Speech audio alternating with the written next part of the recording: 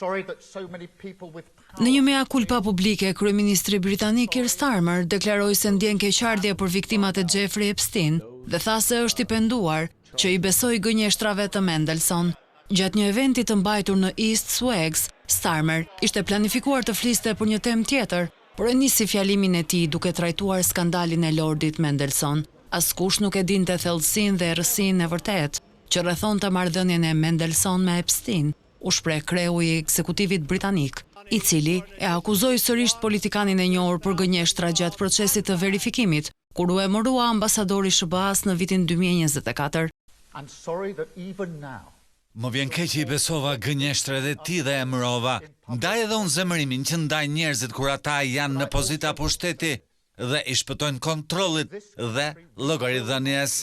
Dëshiroj që dosjet e Mendelssohn të publikohen sa më shpejt jetë mundur, por kjo momentalisht bie ndesh me këshillat e policisë, sepse mund të dëmtoj hetimet ose proceset ligjore të ardhshme.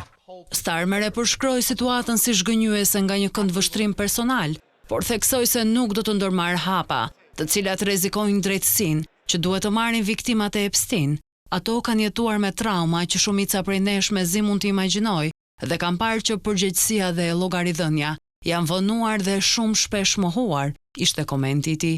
Starmer u përpoq disi edhe të shfaqsoi duke theksuar se Mendelssohn e përshkruante Epstein si dikë që e njihte pak. BBC shkruan megjithatë se të mërkurën, Starmer i tha parlamentit se ishte në dieni të raporteve të vazhdueshme të Mendelssohn me Epstein, pedofili i dënuar që vdiq në vitin 2019.